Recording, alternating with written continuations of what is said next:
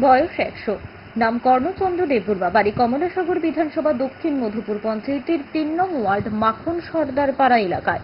সর্বদাই তিনি বিরোধী দলের সমর্থক ছিলেন। একটা সময় বাম সরকার থাকাকালীন তিনি দক্ষিণ মধুপুর পঞ্চায়েতের ৩ নং ওয়ার্ড থেকে কংগ্রেস প্রার্থী হিসেবে জয়ী হয়েছিলেন। পরবর্তী সময়ে ২০১৭ সালে বিজেপি নেতৃত্বরা তাকে অনেক প্রলোভন দেখিয়ে বিজেপি দলে যোগদান করিয়েছিলেন। কিন্তু ওই এলাকাটি সিপিএম এর ঘাঁটি হিসেবে পরিচিত ছিল মাখন সর্দার পাড়া এলাকায়। পরবর্তী সময় কর্ণচন্দ্র দেববর্মা একাংশ সিপিএম সমর্থকদের নিয়ে বিজেপি দলে সামিল হয়েছিলেন। মোট কথা, বিজেপি ক্ষমতায় আসার পূর্বে দলের জন্য অনেক পরিশ্রম করেছিলেন। দলে যোগদান করে তার একটাই উদ্দেশ্য এবং লক্ষ্য ছিল বয়স্ক ভাতা, তার পাশাপাশি তার মাথা গোঁজার জন্য একটি ঘর আর বিদ্যুৎ। কিন্তু ক্ষমতায় আসার পর অনেক নেতাদের কাছে দৌড়ঝাঁপ করেও কোনো কিছুই পায়নি কর্ণচন্দ্র দেববর্মা। তিনি আরও অভিযোগ করেছেন, দফায় দফায় নেতাদের কাছে কাগজপত্র জমা দিয়েছে পঞ্চায়েত, কিন্তু আজ পর্যন্ত আর কোনো উত্তর আসেনি। তিনি বলেন যে ঘরের বর্তমান থাকছেন টিনের ছাউনি, সামান্য বৃষ্টি বাতাস আসলে উড়িয়ে নিয়ে যায়।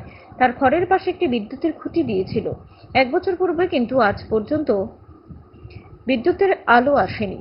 বিজেপি নেতৃত্বরা তাকে আশ্বাস দেওয়ার পরেও আজ পর্যন্ত তার দিকে ফিরে তাকায়নি, যার পরিপ্রেক্ষিতে ১০০ বছরের কর্ণ দেববর্মা সরকারের কাছে আকুল আবেদন রাখেন তার বয়স্ক ভাতা মাথা গোঁজার জন্য একটি ঘরের ব্যবস্থা করে দেওয়ার জন্য।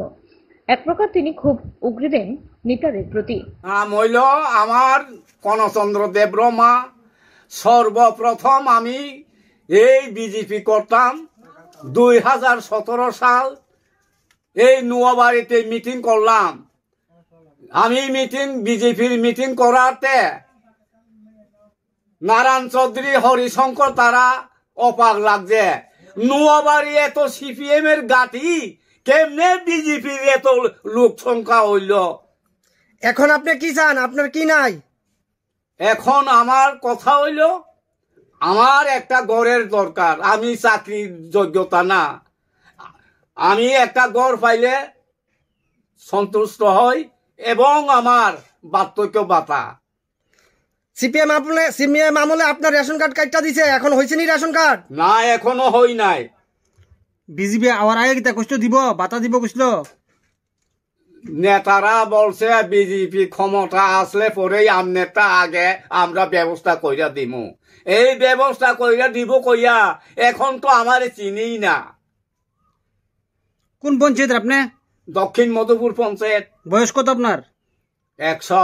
আপনার ঘর কি নাই এখন? না। কি হয়েছে ঘর?